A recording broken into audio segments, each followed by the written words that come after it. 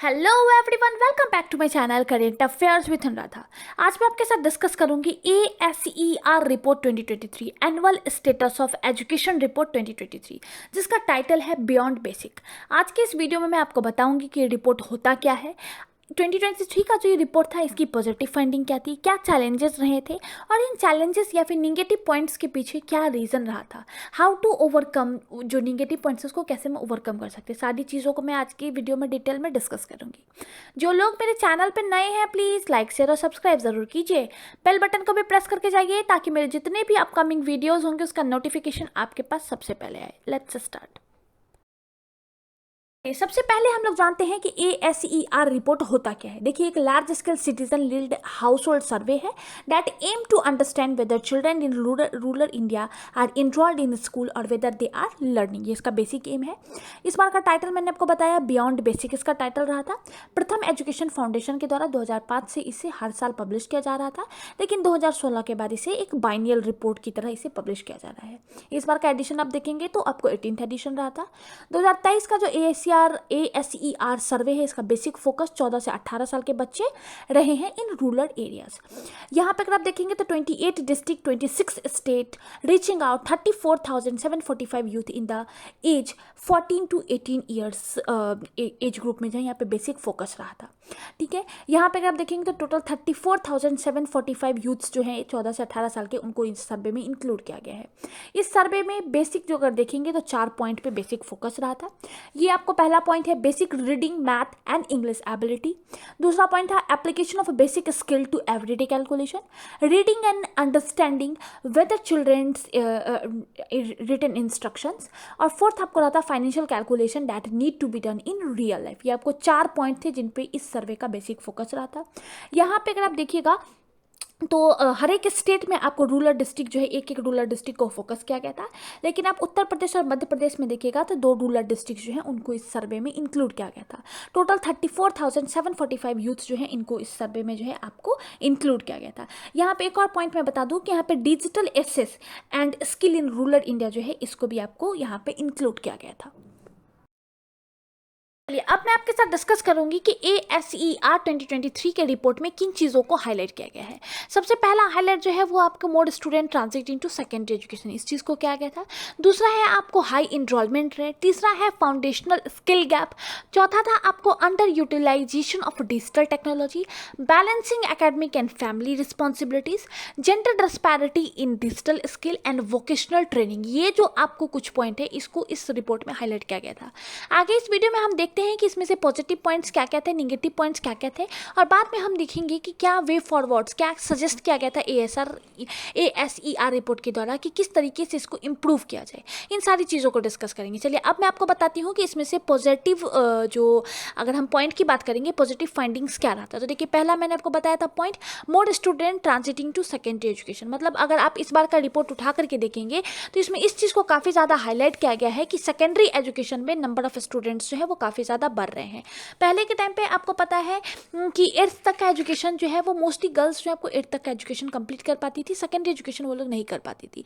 लेकिन गवर्नमेंट के द्वारा बहुत सारी इनिशिएटिव लाई गई। गवर्नमेंट के द्वारा मुख्यमंत्री योजनाओं के तहत आपको बहुत सारी जगहों पे साइकिल दिया गया, बहुत सारी जगहों पे आपको स्कॉलरशिप वगैरह दिया गया।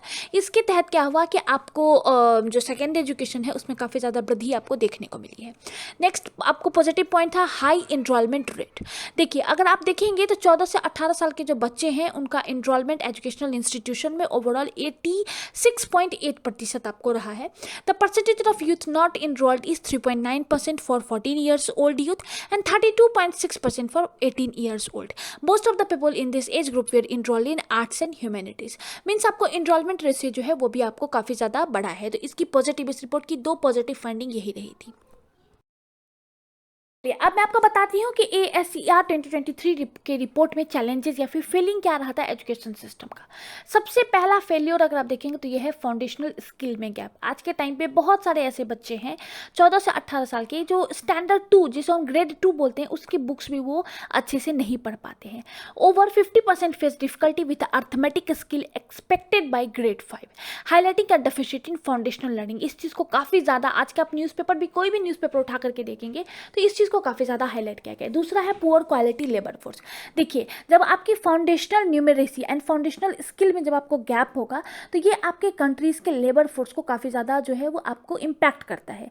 किस तरीके से इम्पैक्ट करता है कि देखिए, आज के जो ये 14 साल से 18 साल के जो यूथ हैं वो आगे जाके किसी न किसी अच्छे इंस्टीट्यूशन में एडमिशन लेंगे, फिर बाद में जाकर के जॉब वगैरह करेंगे।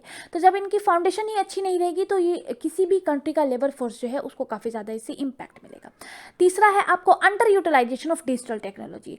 आज के टाइम पे आपको पता है कि रिक्शे वाले के हाथ में भी एक एंड्रॉयड फ़ोन होता है, उसके फ़ोन में भी आपको 5G 4G जो है आपको नेट जो है आपको देखने को मिल जाता है, लेकिन उसको एजुकेशनल पर्पस के लिए नहीं यूज़ किया जा रहा है। इवन अगर आप रूरल एरियाज़ में भी देखेंगे तो 95% लोग ऐसे हैं जिनके हाथ में आपको मोबाइल देखने को मिल जाएगा, इवन आपके पास एंड्रॉयड फ़ोन देखने को मिल जाएगा, लेकिन उसको एजुकेशनल पर्पस के लिए आज के टाइम पे यूज़ नहीं किया जा रहा है। इस चीज़ को इस रिपोर्ट में हाईलाइट किया गया है।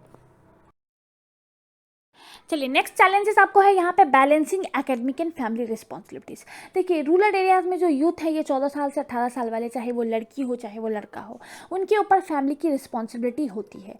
तो ये बच्चे जो है वो अपना एकेडमिक और फैमिली रिस्पॉन्सिबिलिटी को नहीं कर पाते। आपको पता है कि बहुत जगहों पर, बहुत गाँवों में अगर आप जाते हैं या फिर आपने देखा होगा कि घर के जो बच्चे हैं वो आपको फैमिली फार्म्स में इन्वॉल्व है, या फिर बहुत जगह पर आपको बटेदारी सिस्टम होता है, खेतों की बटेदारी सिस्टम होती है। तो कटाई के टाइम पे, बुआई के टाइम पे अपने घर के बच्चों को भी उसमें इन्वॉल्व करके रखते हैं। इवन आप गर्ल्स को भी देखेंगे तो बहुत सारी फर्दर एक्टिविटीज़ में वो लोग इन्वॉल्व रहती है। गांव घरों में आपको उनके ऊपर फैमिली रिस्पॉन्सिबिलिटी होती है। तो बच्चे इस चीज़ को बैलेंस नहीं कर पा रहे हैं, उनका कहीं ना कहीं एकेडमिक जो है वो इससे काफ़ी ज़्यादा सफ़र करता है। नेक्स्ट है आपको gender disparity in reading and arithmetic skill. इस चीज़ को भी इस रिपोर्ट में बहुत ज़्यादा हाईलाइट किया गया है कि जो मेल चाइल्ड है as compare to female child, वो अर्थमेटिक और इंग्लिश रीडिंग्स में अच्छे हैं एज़ कम्पेयर टू गर्ल्स। इस चीज़ को हाईलाइट किया गया। फॉर एग्जाम्पल, 41.1% फीमेल जो है वो able to tell the time compare to 51% male. Even अगर आप गांवों में देखेंगे तो लड़कियां जो हैं वो आपको टाइम भी सही से नहीं बता पाती हैं एज़ कम्पेयर टू मेल। तो इस चीज़ को काफ़ी ज़्यादा किया गया है। दूसरा, आपको स्ट्रीम के लेके भी कहा गया है। देखिए, गाँव घर में या फिर आप छोटे शहरों की मैं आपको बात बता सकती हूँ कि वहाँ पे ऐसा होता है कि अगर आप मान लीजिए मेल चाइल्ड है तो आपको ना 11th में जब हमें सब्जेक्ट लेना होता है तो उनको मैथ्स और साइंस ही लेना पड़ता है। ये फैमिली प्रेशर कह लें, सोसाइटी का प्रेशर कह लें, ये चीज़ होता है। लेकिन लड़कियाँ जो होती हैं उनको बोला जाता है नहीं नहीं आप तो आर्ट्स और कॉमर्स ले लो, इस तरीके की चीज़ें होती है। तो इस चीज़ को जेंडर डिस्पैरिटी जो है वो ASER रिपोर्ट में हाईलाइट किया गया है।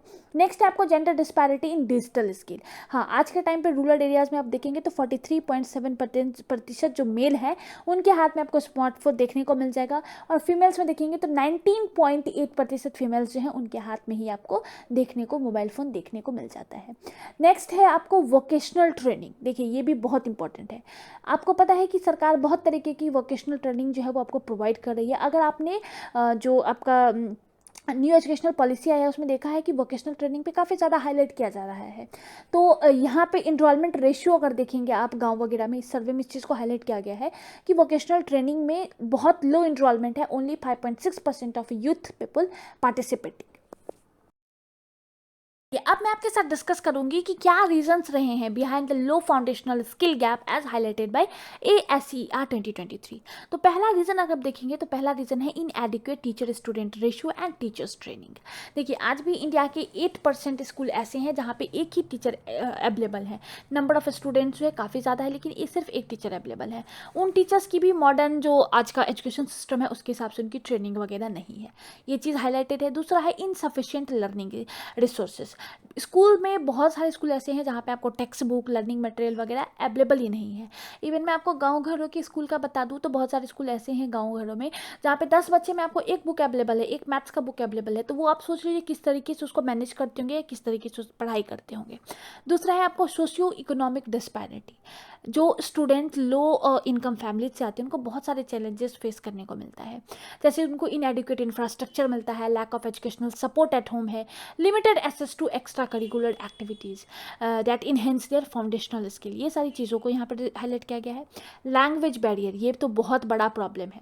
यहाँ पे इस चीज़ को भी कहा गया है कि बहुत सारे ट्राइबल एरियाज़ में, फिर रूरल एरियाज़ में ऐसे बच्चे हैं जिनको इंग्लिश पढ़ने में एक बहुत बड़ा बैरियर है, बहुत बड़ा चैलेंजेस है। दूसरा है आपका आउटडेटेड करिकुलम। देखिए मैं आपको बता दूं कि सीबीएसई वगैरह का क्या है, हर 2-3 साल पे आपको जो बुक्स वगैरह है वो चेंज होता है, चाहे वो आईसीएसई बोर्ड का ही देख लीजिए, हर 2-3 साल पे आपको बुक्स चेंज होता है, अपडेटेड करिकुलम जो है वो आपको आता है। लेकिन बहुत सारे ऐसे स्टेट बोर्ड्स हैं जिनका जो करिकुलम है वो बहुत साल पहले चेंज हुआ होगा, उसके बाद आज तक चेंज ही नहीं हुआ। इवन उनमें डिजिटल लिटरेसी जो है वो आज तक इनकॉर्पोरेटेड ही नहीं है, तो इस चीज़ को यहाँ हाईलाइट किया गया है। दूसरा बात है आपको असेसमेंट प्रैक्टिस, ये भी बहुत ज़्यादा है। अगर आप देखेंगे तो फोकस जो है वो आपको मतलब असेसमेंट पे है ही नहीं, वहाँ पे एग्ज़ाम्स वगैरह भी प्रॉपर नहीं होते हैं, वहाँ पे क्रिटिकल थिंकिंग की जो बात है ये सब तो कुछ एग्जिस्ट ही नहीं करता है। तो ये आपको रीजंस रहे थे क्यों ये लैक कर रहा है। देखिए मैंने आपको पहले भी बताया था कि बहुत सारे गवर्नमेंट की इनिशिएटिव है ताकि जो एजुकेशन सिस्टम है इसको इम्प्रूव किया जा सके, स्कूल के एजुकेशन को इम्प्रूव किया जा सके। जैसे मैंने आपको बताया बिहार के अंदर मुख्यमंत्री जी के द्वारा बहुत सारे ऐसे जो स्कीम्स लाए गए हैं, जिसमें से एक है आपको साइकिल वितरण जो होता है आपको, वो काफ़ी इंपॉर्टेंट रहा है, बहुत बहुत उससे आपको पॉजिटिव इम्पैक्ट भी देखने को मिला है। Even number of enrolment ratio देखेंगे उसमें काफ़ी ज़्यादा इंप्रूवमेंट हुआ था। दूसरा है बहुत सारे राज्य में, इवन बिहार के अंदर में मैं आपको बता दूं तो यहाँ पे क्या है कि अगर आप 10th पास करेंगे तो आपको इतने का स्कॉलरशिप क्या दिया जाएगा, अगर आप रैंक होल्डर रहते हैं तो आपको स्कॉलरशिप दिया जाएगा। तो हर एक स्टेजेस में गवर्नमेंट की तरह इनिशिएटिव है, तो इससे काफ़ी ज़्यादा आपको फ़र्क जो है वो आपको देखने को मिलेगा। अब जो नेक्स्ट रिपोर्ट आएगा हो सकता है उसमें आपको देखने को मिले। तो ये चीज़ें हैं, ये जो टॉपिक है ना आपको जीएस के पॉइंट ऑफ व्यू से बहुत इंपॉर्टेंट है, ठीक है। तो आप इसको एक अच्छे से इसको कवर कर लीजिए, अच्छे से इसका मतलब प्रॉपर जो आंसर राइटिंग है ना वो आप इसका ज़रूर कर लीजिए, क्योंकि जीएस के पॉइंट ऑफ व्यू से इंपॉर्टेंट है, मेंस के पॉइंट ऑफ व्यू से आपका इंपॉर्टेंट है। चलिए अगर ये टॉपिक आपको अच्छा लगा हो तो प्लीज़ लाइक शेयर और सब्सक्राइब ज़रूर कीजिएगा। बेल बटन को भी प्रेस करके जाइए ताकि मेरे जितने भी अपकमिंग वीडियोज़ होंगे उसका नोटिफिकेशन आपके पास सबसे पहले आए। Thank you.